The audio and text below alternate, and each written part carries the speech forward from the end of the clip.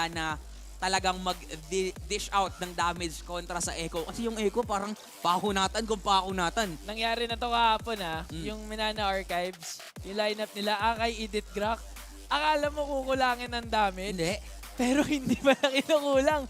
Kasi ang nangyayari, sige kulang kami ng damage, sobra kami sa sustain. Pero dahil sa composition namin na may 3 kaming bodyguard, paano nyo aabutin yung damage dealer namin? Oo nga, parang bahala na yung mga frontlaners na talagang protektahan yung damage nila. Pero kung usapang pang-abot lang din kasi sa likod, ang daming meron May Yushong sa Echo. Alice Nandyan yung pa. Yushong, nandyan yung Alice, at pwede pang mag-flicker in yung Minotaur dito. Pero usual rotation lang naman ang mamamataan natin. Nagkasilipan dito. First blood! Agad-agad makukuha ng Minana. Hindi maganda to. Pero okay lang naman daw, sabi ng Echo Proud. Si Santi Sucre lang naman pala makukuha doon. Magagawa pa rin namin yung mga gusto namin gawin. Pero that entails na sana makakagulo dito kay Zaida. Oo. Uy. Pero parang okay lang eh. Delikado nga din yung ginagawa ni Sana Doe. Kasi kaya rin namang isustain ni Santi Sucre. And again, gaya na nabanggit kasi ni Ann Kenara kanina, parang ang Angela kasi kayang-kayang mangmama eh. Mangmama, mang-ale. Babae kasi siya eh. Mang-alin na lang. Mang-alin na lang. Mang-baby na lang kasi nice one baby yan Sa eh. bagay. O, kayang-kaya niyang mang-baby. Bine-baby niya kalaban. Diba? Minamaliit, oo. Tama, Diba? tama.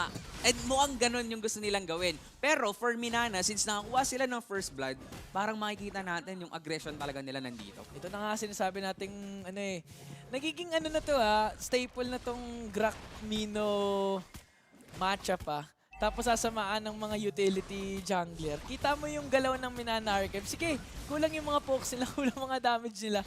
Pero ang angas nila kasi hindi sila mabawasan eh. Oo, patagalan na lang din talaga. Tapos para sa Echo, kung ma-low health sila, nandito si Kurt, nandito si Santi. O, lapit lang kayo sa akin, heal ko kayo. For Minana on the other hand, nakikita natin talaga yung aggressiveness na meron sila early game. Kasi that is a Valentina, that is a Grak. So yung poking potential na meron sila dito, masyado rin talagang mataas. Meanwhile, si James, naka-ready na siyang gamitin yung Dragon. Ayun na nga, ginamit na nga para mag-zone out dito kay Briz. Talagang hindi na tinatantanan na itong Pinetrify jungler. Pero ang ganda ng ipit dito ni Briz, siya pa rin makakuha ng unang turtle. At nakasanib na nga dito si Curtizy. Tumalon. Pero tumalon nga dito si James. Talagang ayaw tantanan doon si Briz. Pero parang hindi ata kakayanin. Uy, ang Hindi sustain! kakayanin. Kulang sa sustain pa. Pero makakaisa dito si Zaida. Zaida. Ito na yung sinasabi natin. Only ultimate. Tignan mo yung mana. Parang hindi napabawasan. Nakaka-gangster lang ngayon si Zaida. Especially since andyan si Curtizy to protect. Masyadong makukunat yung mga miyembro ng Echo. Kung mapapatay niyo yung isa, meron pa kayong kasunod. Nakakaharapin ngayon na Zaida securing that purple buff. Nanakaw nila yun against Minana. Okay lang naman yon kahit papaano kay Breeze. Ang kaso lang kasi, nakuha ni Breeze yung turtle pero hindi nila mamamaximize yun kasi namatay nga din doon si Breeze on the equation. Meanwhile for Echo, nakikita natin na parang okay lang ibigay namin yung mga early objectives as long as kami ang magka-counterplay. Yung sustainability mula sa Angela, mula sa isang Alice, parang nakakatakot talaga. Nakakatakot talaga, mas lalo na pag umabot na late game. Alam naman natin na yung isa sa mga rason ba't ang hirap i-pull off ng isang Alice jungle is because late game yan, kumukuha pa yan ng stacks, parang Aldos. Pero, yun nga yung kagandahan ng Alice pick na to. Kaya na okay lang sa kanila nakuha silang neutral objectives. Basta hindi lang Lord. Kuhanan nyo kami ng turtle, okay lang. Huwag nyo lang kami makuhanan ng tore. Makuha ko lang mga buffs ko. Pag umabot ng late game, hindi nyo na ako mapapatay. Makuha ko lang yung mga first requirements ko ng early game. Ayun naman yung magmamatter talaga para sa isang Alice. Meanwhile, for Minana, nagiging aggressive talaga sila dito, securing and somewhat getting a vision doon sa mga jungle camps ng Echo. Kasi they know na parang kailangan nating makukuha talaga at mapalaki yung lead as early as possible. Kaya yung purple buff ngayon, parang magkakaroon din ng purple dance. Talagang nilalabanan nila kahit purple mismo ni Zaida dito. 3 miyembro ng Minana Archives. Giving vision lang, silip-silip, poke-poke. Pero ang problema dito, wala pa si Kozin eh. Kulang talaga yung poke potential ng Minana Archive. So nakakagulo sila, pero hindi rin sila nakaka-damage. Pero this time, sumasama na nga dito si Kozin. Pero si James, nakaramdam din si James eh. Sumama na, ito na yung Dragon, nag-petrify play na. Pero si Priest, naipit niya. Ang mga miyembro ng Echo, tagdabog na nga dito from Minana Archive. Pero si Curtizy, kahit may sustain, masakit rin naman. And they're going on to Kozin. Daiso ang sunod na target. Wala pa rin namamatay sa Echo. At sa kanila naman this time, ang Turtle. Nakita natin doon parang binate out ng Minana Archives yung mga resources resources ng Echo, but Echo knows na kaya nilang abutin ang Minana Archives. Flickering mula dito kay Santi Sucre, getting the setups. And alam ng Echo, hindi sila kayang patayin as long as makakapatay din agad sila ng mga damage dealers dito ng Minana. Kozen was down. Actually, hindi nga siya nabatay doon, pero since wala siya sa equation, parang ganang-gana for Echo. Namatay siya, nabuhay lang ulit. Nabuhay lang ulit. Si Brice tsaka si Kozen yung nabigyan dun. So nakikita natin talaga na parang kinakapos ang Minana Archives dito sa mga damage. Grabe yun, no? Sipin mo, when I'll charge yan, parang wala lang effect. Ang kapalit lang nun yung Heart Guard. Di ba? Okay na. Buhay pa eh. Buhay pa. Eh, tingnan mo, buhay pa nga. Nakakapagyabang-yabang pa dito si Sindel Curtis. Talagang welcome to MDL Sindel. Oo. It's your time. It's your debut game, Sindel. And ang nakakatakot doon pwedeng gamitin ni Sindel yung heavy crossbow para lang mag-over the bakod. Ayun yung literal na over the bakod kasi yung pader, kaya niya namang talunan. Parang ano yun si track and field no? Ano tawag doon? May mga hurdles. May mga hurdles. Ginano ni Leo. Iba talaga si Leo si Santi Sucre. Dito, hindi talaga pinapansin kung kahit saan yung Minana ngayon, si Santi Sucre ang tapang eh. Kasi alam nilang nasa kanila yung sustain, yung kalamangan eh. Tsaka alam nilang hindi sila kayang basta-basta i-burst down ng Minana Archives. Medyo magiging sakit sa ulo talaga dito si Zaida. So, kailangan makasecure ng early momentum ng Minana. Meanwhile, for Echo, kasi hindi nila binibigay yung early momentum na yun. Pinaparamdam nila sa Echo na sa amin, kami ang magko-control ng early game. And itong ginagawa ni Zaida na to, na nagkiklear siya dun sa gitna, mas makakapagbigay yan ng stacks para sa isang alis. Oo, tapos alam mo yung iniisip ko dito ngayon, Corty? Napansin ko kasi kahapon na pag umaabot yung game sa late game, ang nananalo kadalasan yung team na mas merong crowd control, mas may AoE damage. Okay. And ngayon for Minana, in terms of crowd control, mas marami talaga silang crowd control pero ngayon si Zaida nakuha na nga yung turtle. Brisk doon, nice effort to take it away from Echo. Pero ngayon si Sana parang naiipit. May passive pa naman kaya hindi naman siya crowd control Yun dito. lang. Pero inipit ng 3 miyembro ng Echo Proud ngayon. Santi Sucre ginamit pa nga yung Minoan Fury to just secure a kill. Dinabugan no? Dinabugan. At hindi pa sila tapos. Papasok pa nga sila dito. Nagtabog din naman si Daiso doon. Ang kaso lang, wala silang enough damage. At mukhang Santi Sucre, buhay na buhay pa din. Kasi babatuhan lang ng babatuhan ng love waves mga galing kay Kurt. Yung mga nice one baby talaga ni Kurt Tizzy Ano? ngayon. Nakakatulong na nga sa kampi niya dahil nakaka-heal. Tapos nakaka-big boss pa sa Minana Archive. So talaga namang nahihirapan ngayon yung Minana. Tapatan yung Echo. In terms of clashes, Ang kahit hirap. mas maraming crowd control yung Minana, Oo. nasusustain lang ng Echo. Kitang-kita natin dito na kahit na mahuli nyo, kahit na mapigilan nyo sa pagkilos, hindi nyo naman kasi basta-basta kayang i-burst down at kayang patayin ang mga miyembro ng Echo. Pero sa totoo lang marami ding crowd control ang Echo eh. Nandyan yung talon ni Santi Sucre, nandyan yung Minoan Fury, yung Dabog. And actually si Zaida, James. di ba, pwede din siyang pumasok flowing blood tapos yung second skill Yung niya. second skill na may, stun. may stun din. AoE stun yun Tapos, yung si Kurt Tizzy, may tali siya, tapos si James, may petrify siya. So, O, tas si Iritel, ayan, yung second skill, may slow din. Oo, di ba? O, sige, So, di lahat na. madami rin talaga. So, kung paramihan lang din talaga ng crowd control, hindi naman magpapatalo ang defending champs. Pero, itong laban na to, sa totoo lang, masabi natin na parang medyo mabagal yung facing ng game. Napakabagal nga talaga ng facing. Kahit sinasabi nating may malaking kalamangan na yung Echo ngayon, yung kalamangan kasi nila nakuha nila sa objective. Nakakuha na sila ng Tori sa taas. They're looking to take the bottom lane turret. Tas 2 turtles. Nakuha na rin nila. And si James solo kill dun sa taas pero hindi pala solo. Kasi may nakasanib. Si Curtizzy. May katulong na rin naman kasi talaga. At si Sana, mabubuhay pa rin naman. Makakatakas lang din naman. Ang kaso lang kasi kung ginagamit mo yung mga ultimate mo para makatakas, hindi magandang senyalis yun para sa koponan nyo. And Echo, they are eyeing out to secure this turtle. Si Brisk, tsaka si Sana, heavy spin, tsaka wild charge, parating pa out. Palayo. Never pa in. So that's gonna be a big problem for Minana Archives kasi sino na magiging main initiator nyo? Si Milk Tea na lang. Yung Earth Shatter onward combination na lang niya yung matitira pang initiate. Yung problema doon, kulang pa kayo sa mga follow-up sets kasi nga ginagamit yung pantakas. So Minana Archives ngayon, kulang na kayo sa burst, nag-overcompensate naman kayo sa sustain, nakukulangan pa kayo ng crowd control. So ang daming kailangan isipin ngayon ng Minana Archives. Ang dami nilang alalahanin at kailangan din nilang alalahanin na meron silang pagsubok when it comes to playoffs contention. Oo. Diba? Kailangan nilang makuha at mas gugustuhin nilang makuha lahat ng puntos na pwede nilang makuha. Kasi kung makakaisang puntos dito ang Echo, meaning to say, yung max possible points ng Minana, 14 na mababawasan ng isa, di ba? Mas magiging challenge sa kanila na makapasok sa playoffs. Meanwhile, for Echo, mukhang gusto talaga nilang patunayan dito na walang makakatalo sa amin bukod sa Maharlika. Bukod sa Maharlika.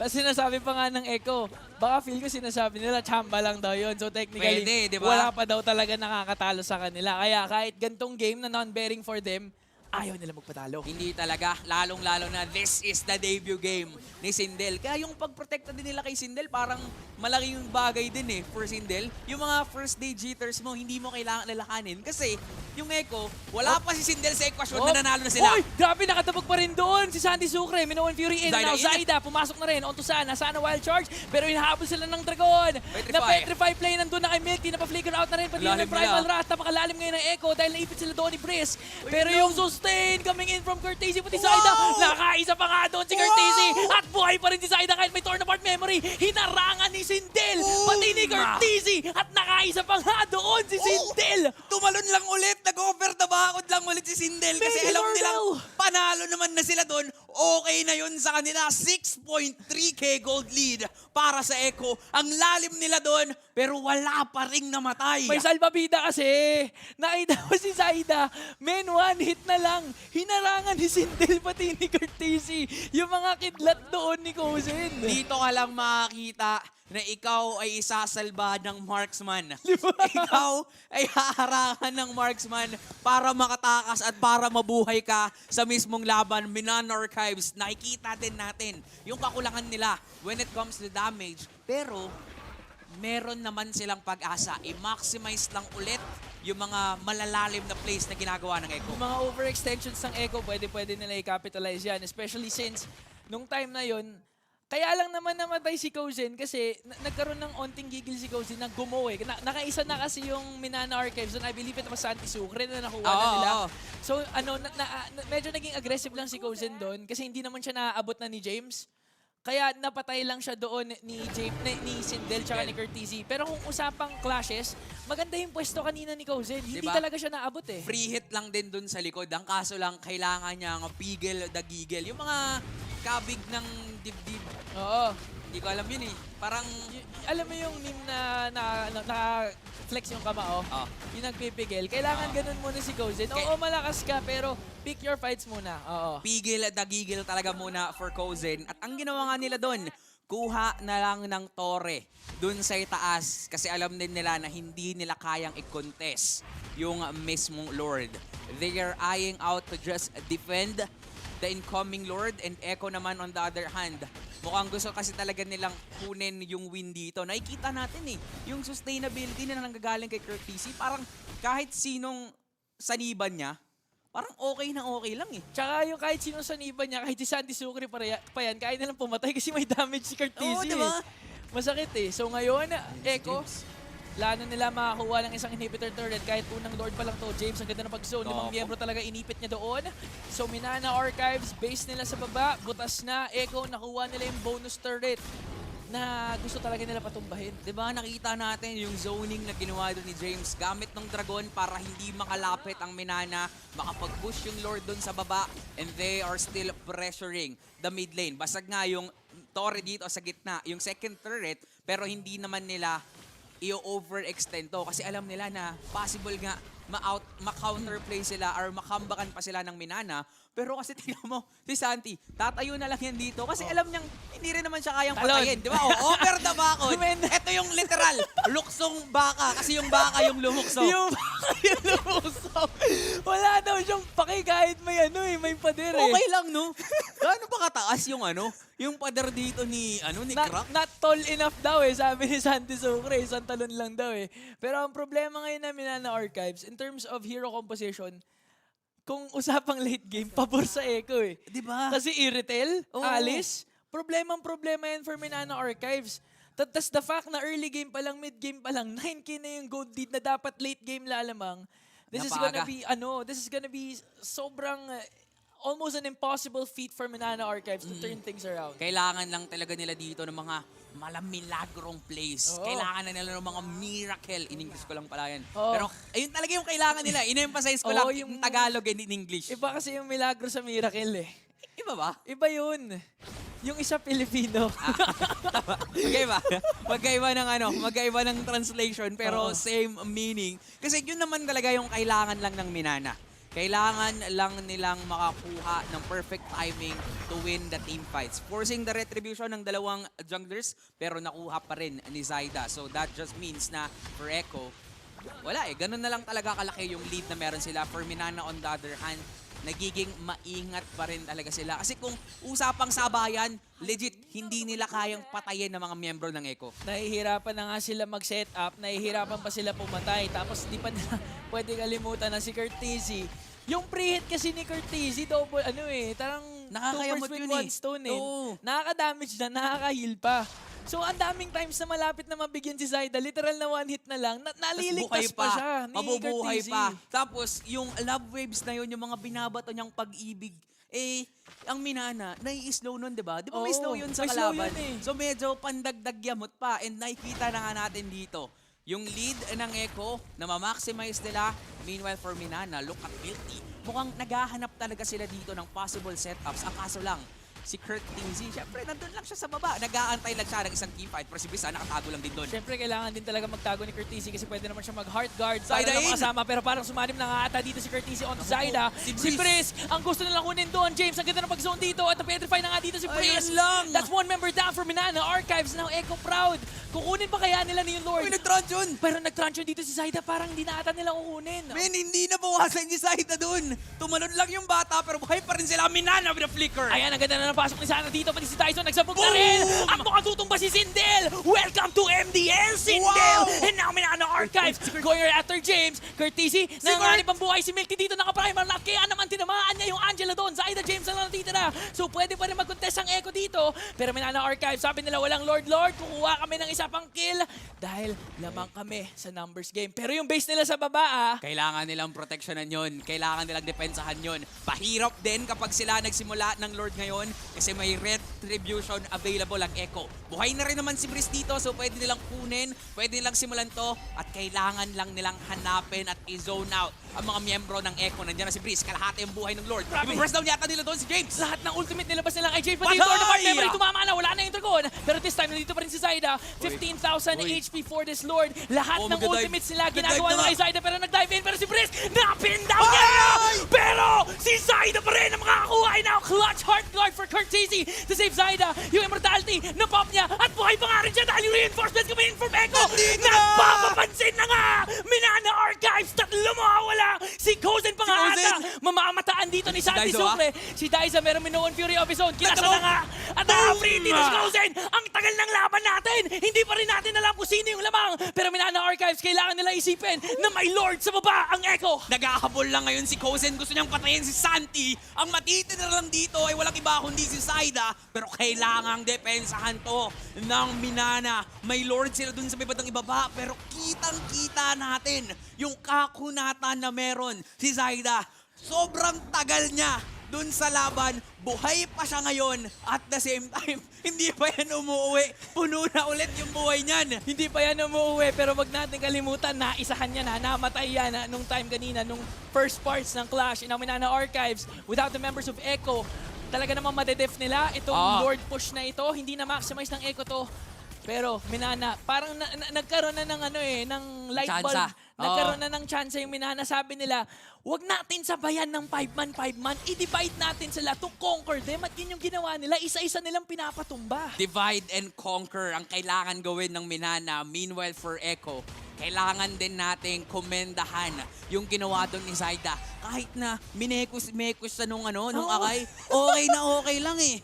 Sobra ka na insan, Zaida. Masyado siyang magaling mag-retry, kaya naman hindi makukuha ng Minana yung mismong Lord. Pero kung nakuha yon ng Minana, sobrang laki nung lead and space na makukuha nila dito. At kasi nakikita na natin, when it comes to the team fights, inuuna ni Daizo hanapin kung nasaan si Sindel. Yes, hindi nila kayang patayin Zyda, but they can actually reach out the backline of Echo. Ang problema lang naman ng Minana Archives, pwede nilang hindi pansinin si Zyda.